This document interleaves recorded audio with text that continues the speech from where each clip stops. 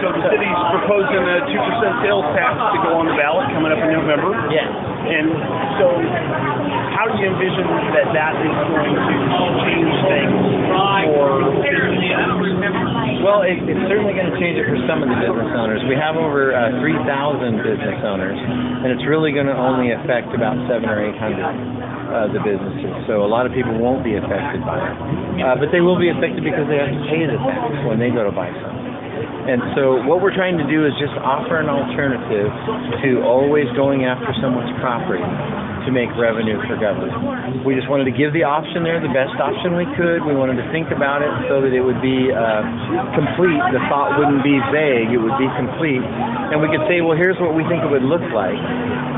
What do you guys think? And so we put it in front of the voters. The City Council really looked at what needed to be fixed, which included juvenile justice, which is closed now and using beds in Medford and Douglas counties, or Jackson and Douglas counties. But we wanted to open the juvenile justice system so the future criminals were getting a chance to get caught before they got the heavy consequences of being an adult. But we also wanted some money for prosecution.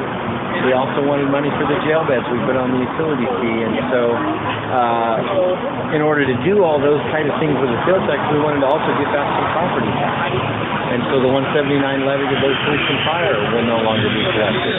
Are you pretty sure that the sales tax is going to generate enough revenue to replace that? We are, yeah. We're sure that it'll make almost $8 million or a little over, which will cover all those things. $5 million to replace the property tax, $1.5 million for jail beds, $1.5 million for juvenile justice, and $200,000 for prosecution. So I really think it will.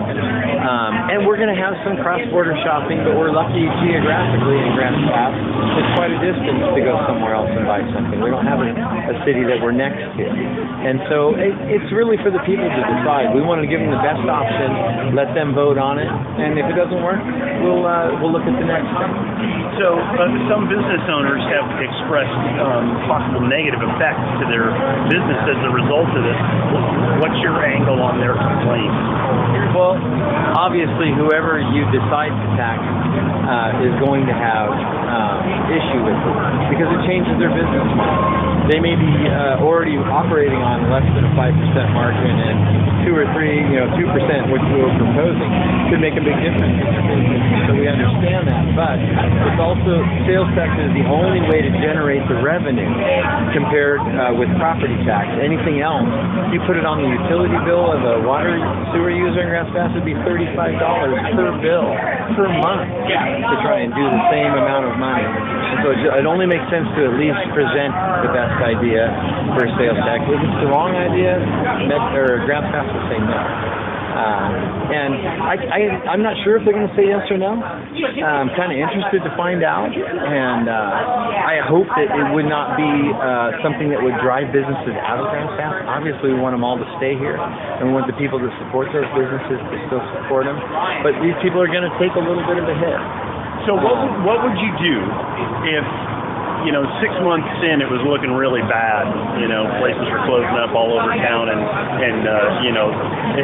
the squeaky wheels are squeaking. Yeah, it's a good question because I think we'd let it run more than 6 months. We'd probably let it run for a year or two to see the real net effect. But if we see storefronts closing and stuff, we're going to have to reconsider what is happening.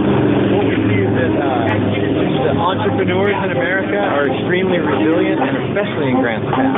We have some strong business people that have worked here for years, and their kids are starting businesses. So we want to see them succeed, but we also want to see them be protected from vagrants chasing their place at night. And we want to see their employees get to their cars okay without any interruptions. So we want the police and safety to keep up with the success of our town and not be left behind.